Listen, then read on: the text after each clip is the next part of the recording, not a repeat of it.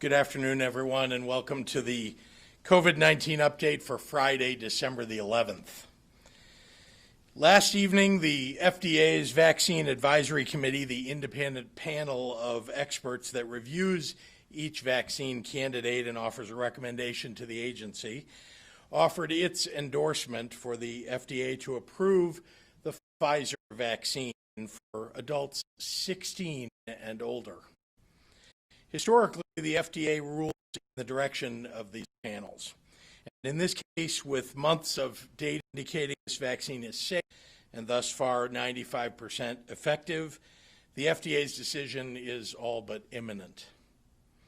Our own review panel is poised to review all available FDA data, and based on all information to date, the team is optimistic that this vaccine can safely move forward. Once the FDA approves the vaccine for medical use, the CDC's Advisory Committee, ACIP, will meet on Sunday to formally recommend the vaccine and offer additional insight on how it should be used.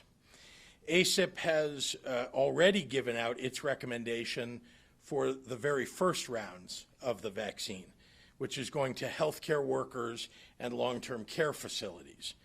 And we will rely upon their guidance for upcoming rounds as well.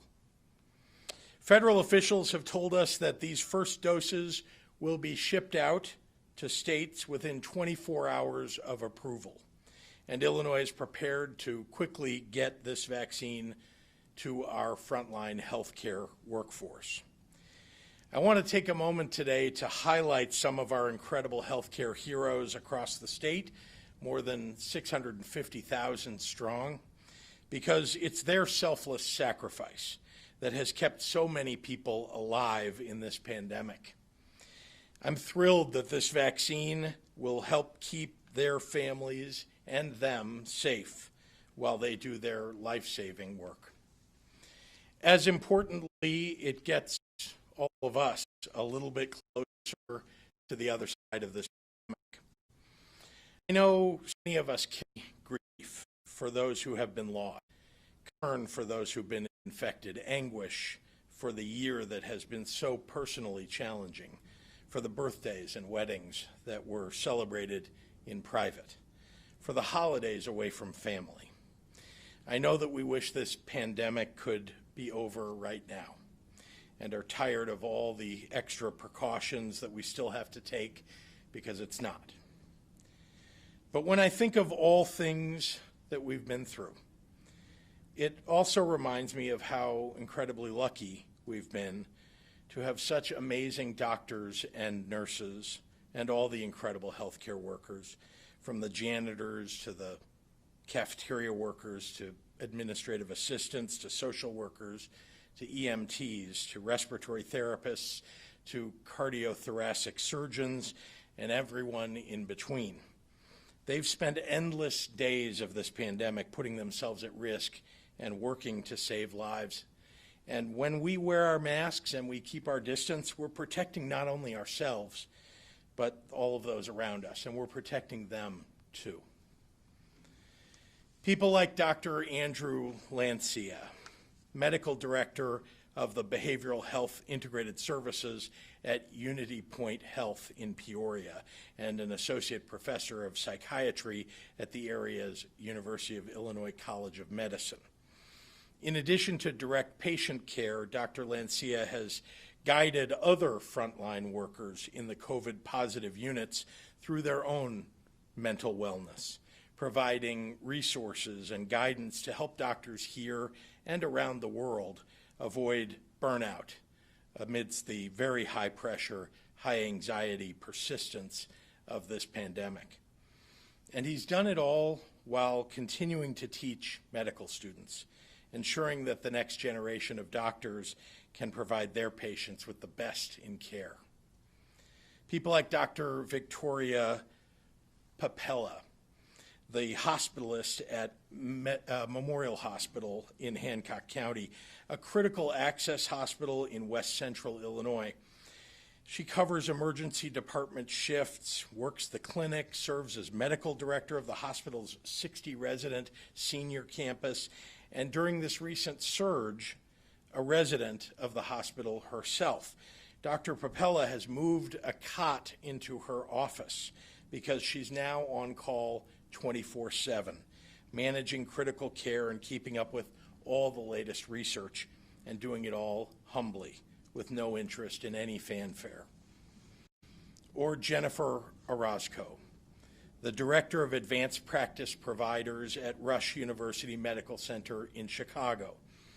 In her role, Jennifer organizes all available providers, from residents to fellows to physicians to advanced practice providers, throughout the hospital, ensuring that the hospital could properly care for as many COVID-19 patients as possible.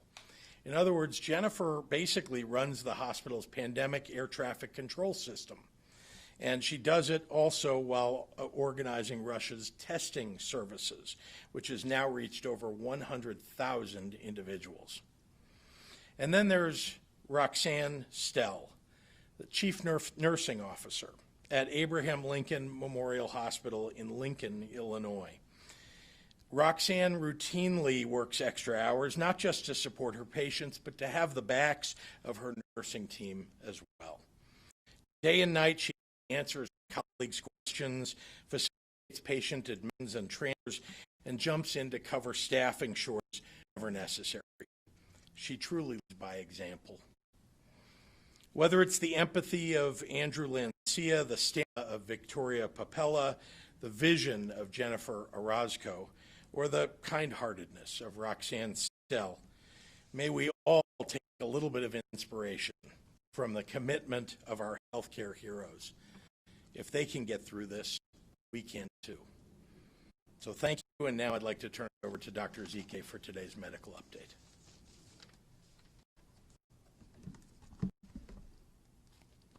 Good afternoon and happy Friday.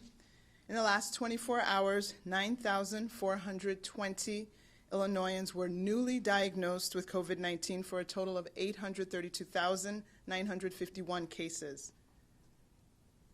Over the last 24 hours, we've gotten reports of 190 individuals who lost their battle with COVID, and that brings the total number of lives lost in Illinois to 14,050.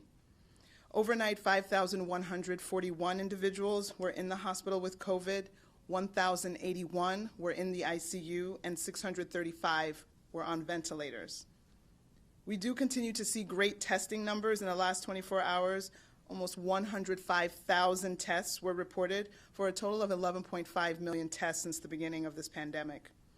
As we've said, testing is important for identifying cases, but it also allows us to quickly identify people who may have been exposed and slow the spread that way. I want to encourage people to check out the IDPH website to find testing locations, including the 11 free state-operated community-based testing sites. While we are recommending people to stay home this holiday season, I know there's some of you who are going to travel anyway. For those of you who will not heed this recommendation, or people who have family or friends traveling to see you, I do recommend testing before and after your visits or your travel. But please understand that having those tests does not really give you a free pass and ensure that there could be no transmission of infection. Someone who tests negative today could be exposed tomorrow or on the plane or in the airport and then spread the virus in the days after that. I just want everyone to be clear and not have a false sense of security that a negative test means that everything's A-okay and that there's no way that infection can continue to happen. Again, I'm strongly recommending that people stay home for the holidays. We will all be able to celebrate these holidays, Christmas, New Year's, maybe just postpone it a little bit. We want to have this pandemic controlled so that we have more of us here together to be able to celebrate for next year's and the subsequent years. Thank you so much. Hola y buenas tardes. Feliz viernes. En las últimas 24 horas reportamos 9,420 casos nuevos de COVID-19 para un total de más de 830,000 casos aquí en Illinois. También se reporta 190 muertes más relacionados a COVID-19. En total, más de 14,000 personas en Illinois han perdido su vida a este virus. Desde anoche, 5,141 personas estaban en el hospital con COVID-19, 1,081 en la unidad de cuidados intensivos y 635 personas estaban en ventiladores. Seguimos viendo grandes números de pruebas. En las últimas 24 horas se han reportado más de 105,000 pruebas para un total de más de 11.5 millones de pruebas hechas en Illinois. Pruebas son importantes para identificar casos, pero también nos permiten identificar rápidamente a las personas que pueden haber estado expuestas y la propagación del virus. Animo a las personas que se han descuidado. Por favor, háganse la prueba para proteger a ti y a su familia.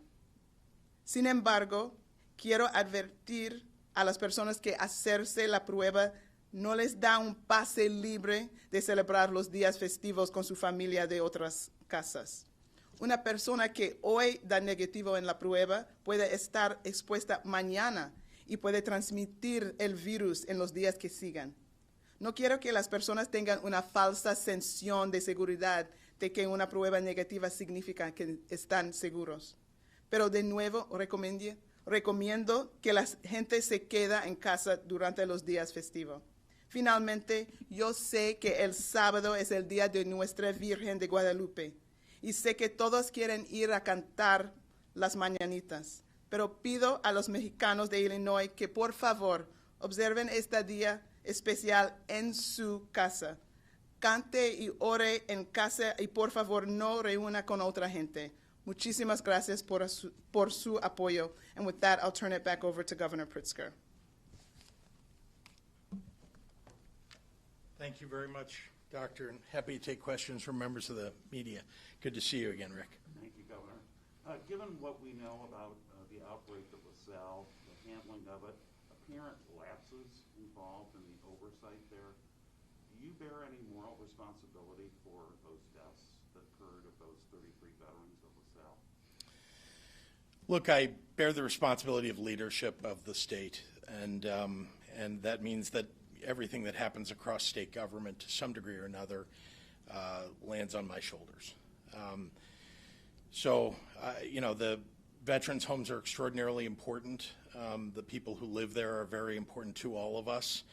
We want to keep them healthy and safe. This virus has been so virulent, and particularly in areas where there is a very high prevalence of the disease, and where people who work at the homes live in the community, and in the communities sometimes there is not only a high prevalence of the disease, but also people not wearing masks and following any of the mitigations. These things can happen, and I think most importantly, the question is, at the time that people become aware on site of what's happening, what are their reactions? How do they care for people there and make sure that they're safe? And then what do we learn from that, very importantly, to carry on elsewhere to make sure that we're keeping all of our veterans safe? Obviously the vaccine is promising news, but Dr. Redfield from the CDC yesterday said that Americans should be prepared for another 60 to 90 days, even with a vaccine, for this level of death. 3,000 in the U.S. Yesterday and possibly today, 190 in Illinois at the end of the week of more than 1,000. What should Illinoisans be prepared for in the coming weeks, in the coming months, even with a vaccine? Well, the vaccine, because there is, relatively a smaller percentage of it that's available to people than anybody would like. We're only able, right in these early weeks, to service and provide the vaccine for healthcare workers and for those in long-term care facilities. That means that an awful lot of people are still going to be needing to wear masks and socially distance, and they're going to need to follow the mitigations and treat it as if the vaccine doesn't exist for them because it hasn't been manufactured yet to supply it to them. So that means we're going to see continued infections and continued hospitalizations, ICUs, ventilators, and ultimately deaths. Whenever I look at the death numbers on a same day, when I also see that our positivity numbers are going down and the infection numbers themselves are going down, even as we have, 110 or so thousand tests done, I think to myself, it's maddening to me, because the people are dying today, and it seems like things are getting better on the front end. And so why is that? And as I've said many times here, unfortunately, as we saw record numbers of cases some weeks ago, you have to look forward by 2 and 3 and 4 weeks, and sometimes a little more, and say there is going to be a certain number of people, because we don't have treatments that will save everybody, that are going to die. And so it is, I don't know what to say, except it is extraordinarily frustrating, and that if we don't continue to bring the number of infections down and the positivity rate down, if we can't continue that path, we're going to see these kind of high levels of death every single day. And it is devastating for all of us to have that happen. So I'm going to do everything I can to make sure that the mitigations are followed, to make sure that we have a lower number of infections, and to pray. I mean, is there anything, is Redfield's assessment accurate in the sense that, it is winter time, the holidays are coming, is there anything in the next 60 to 90 days, short of, everyone wearing a mask, I guess, that would knock this down? I think I'd like the doctor and give you her view as well. I over the last 9 months, I've tried every single day to do whatever I could to save people's lives. I've doctors' recommendations, not just Dr. Ezike's, the doctors, plural, the many epidemiologists and scientists, Dr. Fauci and others that I listen to do everything that I can do. And still people get sick, and still people die. But we have to, keep going. We have to make sure that we'll do as much as we can to keep each other safe. And there aren't any new solutions that people have offered. We've been following the best science that there is, and yet, as we've seen, even in really all over the country now, there, in places where they've been following the science included, the challenge is great. So, Doctor, do you have any comment about it? We all want the deaths to come down. I think the green light, or the light at the end of the tunnel, is the vaccine, and getting as many people vaccinated as will be vaccinated based on the supply. But when we say all we can do is a mask, that can do it. That's more than enough to do it. To wear our mask and to refrain from these gatherings now, that would keep these numbers down. That would bring down the death totals. That would give a break to the healthcare workers that have been just overtaxed, overstretched in our hospitals right now. We are so fortunate we didn't get to the point where we had no beds at all. But if we don't keep on this path of trying to wear a mask and stay at home, we could have a big surge that we're already teetering. We have some areas where there are a dozen beds, a dozen ICU beds in the region right now. So a big surge cannot be handled. And that means that people who are coming in with a heart attack, people who are coming in post-car accident, that the staff will have to take on more patients at a time, which means you will get care that's not as great as it would be if you could do 1-to-1 or 1-to-2. So all of us have a vested interest in trying to protect our healthcare system, and we can do that with a mask. It's not just that's all we have. That's a big, powerful tool that we have, and the more we use it, the more benefit we have. We did have 9,000 individuals that were diagnosed today, so that means that even if everyone stayed in place today and didn't transmit any infection, we know that some percentage of those 9,000 individuals will die in maybe within 4 weeks, maybe 5 weeks. So there's always going to be that lagging indicator, which is always sad, every life lost, but we can do many things now to make sure that number goes down every single day. And I guess I want to add one other thing. I know this has been a long answer to your somewhat simple question, but you know, to the extent that I sound discouraged occasionally when I stand here, it's because we still have people getting sick. And but I want everybody to understand that it's not that the mitigations aren't working. You saw that we put Tier 3 mitigations in, and just look at the numbers. I mean, you can see we hit a peak, and then we began coming down again, just like in the spring. You can see it on every one of the charts that we have. It lags when you talk about ICU beds, ventilators, and deaths. And that's the frustration to me, too, is that I still see very high numbers in those categories that concern me greatly. But the mitigations do work, and the more that people will follow the mitigations, the more they will work. Governor, if I could follow up on Rick's question.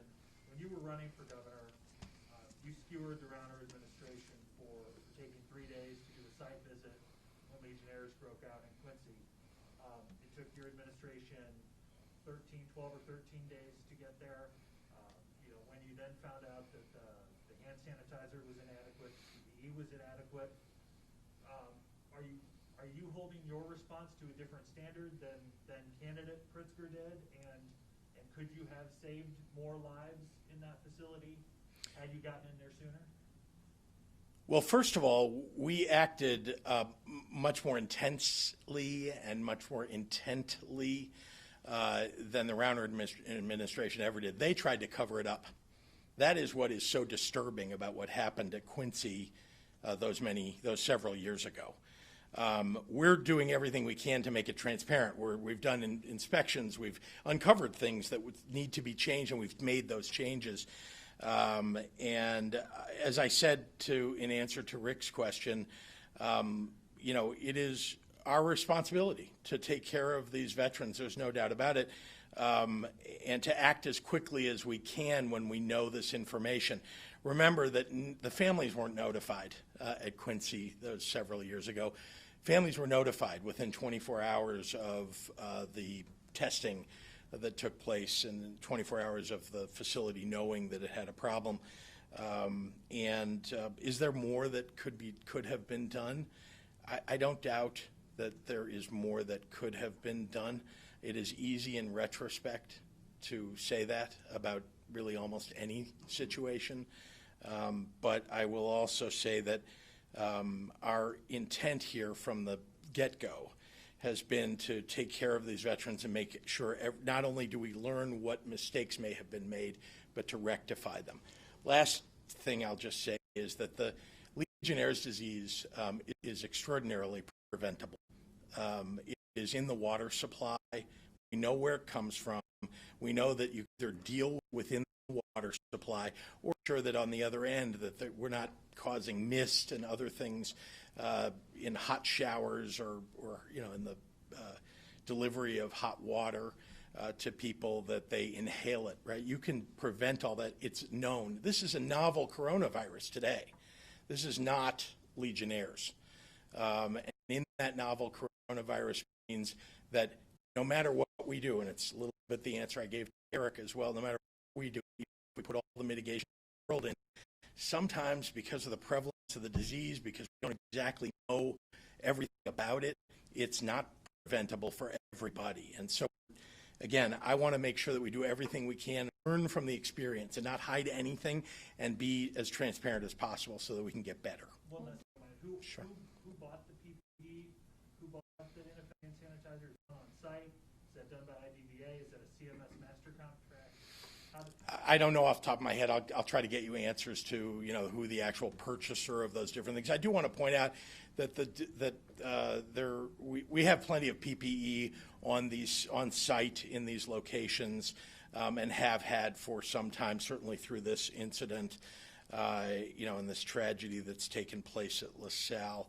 And then on the hand sanitizer front, I mean, I don't know how that could have happened. But I will say that there were two kinds of hand sanitizers that were on site, types of hand sanitizers, one that was the effective kind and one that was not. And I don't know how that one that was not, that was in some of the ones that are attached to the wall, got there. And I certainly want to make sure that I know that we've replaced it. At least that's what I've been told by, in any place where that was the case. But I want to know everything, and I think that the public should know, how did that end up happening. Governor, can I follow up on that? Sure. You've been asked this question earlier in the week. You took personnel action against the administrator there. Yeah. Also disciplinary action against the nursing supervisor. Yeah. Was this a specific instances that was a result of specific instances of mismanagement or wrongdoing, or was it an accumulation of them? But really elaborated on what was the trigger for you to take that action? Well, it's accumulation of things during this entire matter. But nice to say that there are things that are just unacceptable, like hand sanitizer not being in the right type being in the right place. That's just one example, but certainly, this is a personnel matter, so I want to be careful about how we discuss it here. It's a legal matter, but I just, I wanted to make sure that the people who live in those facilities are as safe as possible. So we put a terrific leader in Anthony Vaughn in charge of that facility. We'll do one more, and then we got to get online. Can you confirm that there have been no new cases at LaSalle, because they haven't posted any updates since the 5th on the website? I announced yesterday any new case.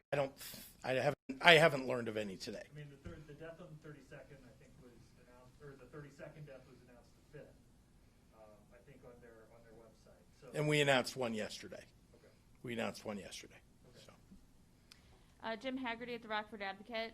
Does the state have a plan in place to treat those who may have allergic reactions to the COVID-19 vaccine? And if so, what does that plan look like? What was the first part of that? Does the state have a plan in place to treat those who may have allergic reactions to COVID-19? And if so, what does that plan look like? I think I'd hand over to the doctor for that. Sorry. No. Apologize. No. So again, we'll be waiting for the final word in terms of what's listed in the EUA, the Emergency Use Authorization. We'll be waiting. We know that there will be a publication that will come out on Monday from the CDC through the MMWR, the Morbidity and Mortality Weekly Report, the publication by the CDC, which will likely identify some of those recommendations, but I'm imagining that it will suggest, given the information that we saw from our colleagues across the pond, that maybe they will ask people who have a history of anaphylactic reactions maybe not to take it initially until we know maybe more. People who have that history of anaphylactic reactions, if they were somehow insistent on proceeding, if it's not an official contraindication, there's a period of observation that is supposed to take place following vaccine administration to look for such reactions, and people who have a higher propensity of maybe having one would have their EpiPen available in the medical settings where it would be administered. They would also have access to that emergency care. So I think we'll get more information from the FDA and the CDC, and I think healthcare professionals in the settings know how to handle emergency reactions when they occur, but there may be the recommendation for people with a known history of that not to get it. John O'Connor at the AP, have you given any thought to constitutional convention to fix Illinois' fiscal problems or other problems? Could a fresh look at taxes, for example, be more successful than a ballot question with big money opponents? No, I have not considered a constitutional convention. Dave McKinney at WBEZ. Governor, what was your reaction to Congressman Boston LaHood joining in the amicus filing seeking to overturn the presidential race? Should these congressmen and others who join them be seated in the new Congress? Well, there I think were more than 100 congresspeople, Republicans all, who signed on to that. I'm surprised. I mean, I think in the land of Lincoln, I think of Republicans and Democrats as being a lot more reasonable than the people who have followed Donald Trump down every rabbit hole. So I just would say it's irresponsible, and it's a ridiculous lawsuit. I don't know why they would sign on, except for apparently undying commitment and loyalty to a failed president. Sarah Mansour at Capital News, Illinois. Governor, has your administration considered restoring civil immunity protections for frontline healthcare workers in nursing homes and hospitals that have become the subject of lawsuits since those protections expired back in June? I think they're considering this at the federal level right now as part of the package for relief from Congress.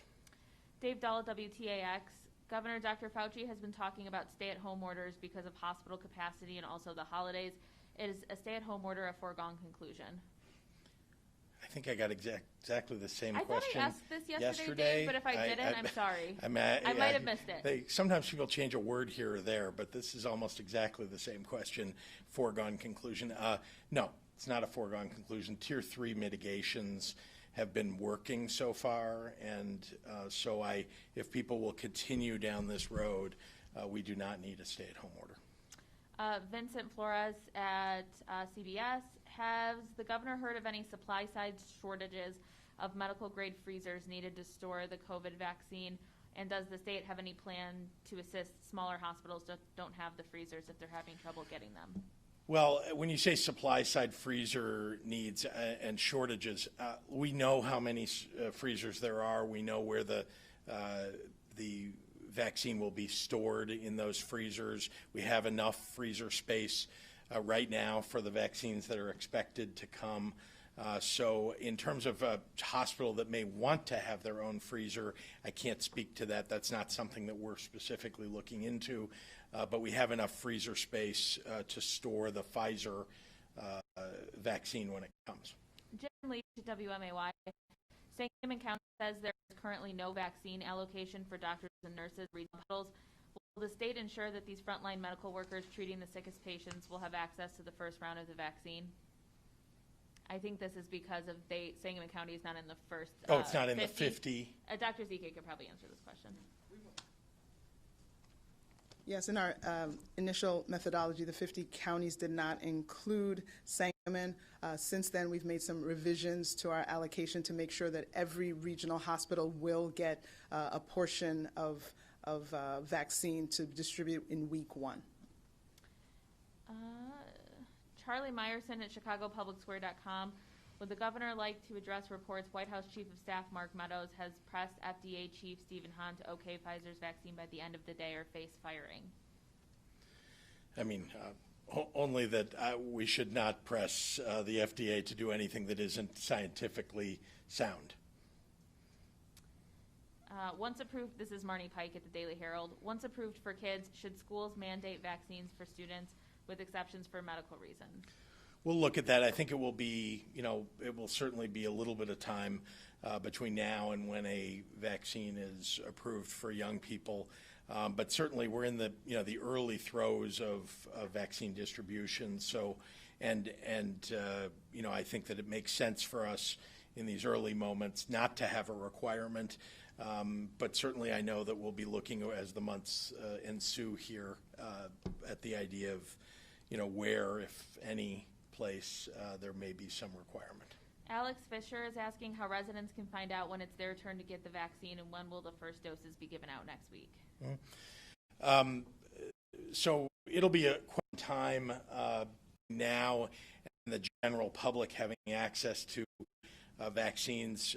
That's because of the pace at which they're manufacturing, delivering it, and the numbers that they manufacture, in any given day.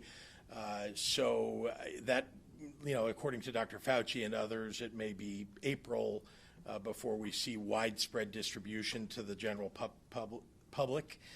And in terms of people who qualify for the ACIP phases, that'll be quite well known already. We know what the 1A phase looks like. and ASIP is meeting, I believe, on Sunday to give us further guidance. AD Quig at Cranes will be our last one. Could you provide an update on budget talks with the four tops, and as we think about the vaccine being rolled out widely in 2021, how are you thinking about economic recovery? Well, let me start with the last part. I'm very hopeful for economic recovery coming with a widespread acceptance of the vaccine. It will take some time to get what's referred to as herd immunity as a result of the distribution of the vaccine. So, who knows when that will happen, perhaps this summer at the earliest is what I am told. Meanwhile, that doesn't mean that we won't be experiencing some economic recovery between now and then. As more and more people get vaccinated, and I think the economy will be easier for us to open. But there still will be people who are vulnerable and people who won't have had the vaccine, and we need to protect them. They need to protect themselves. And so I think we'll see how that develops. But I'm very hopeful. And in terms of the budget talks and the economy, of course, has a big impact on our tax revenues for the state. So the faster the economy recovers, the faster our tax revenues recover. There are several things that affect our budget talks going forward. One is, everybody acting with goodwill and good faith in getting all of the ideas on the table. As I've said, we've been working within the administration to find and implement cuts to the operating portion of, not the programmatic portion is much more difficult and something that the legislature needs to weigh in about, but certainly operating expenses of the state we can and are working on now. But we've heard nothing from the Republicans yet on what ideas they have for budget cuts, and I would like very much to hear that.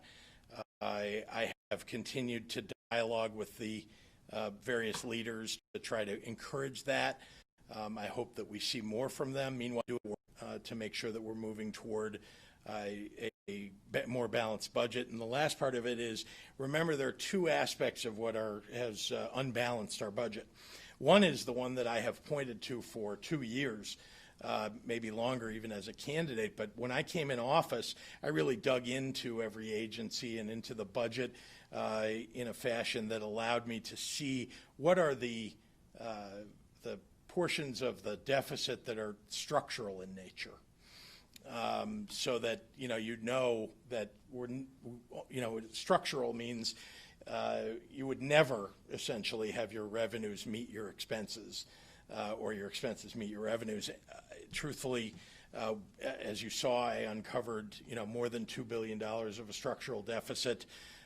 We still have that. That still exists. We've made some strides because of some efficiencies that we brought to government, but we have more to do, and the fair tax would have allowed us to do that. That was the best solution.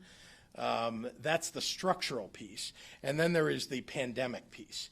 And that part, we need help from the federal government. There is a lot of discussion about getting that help.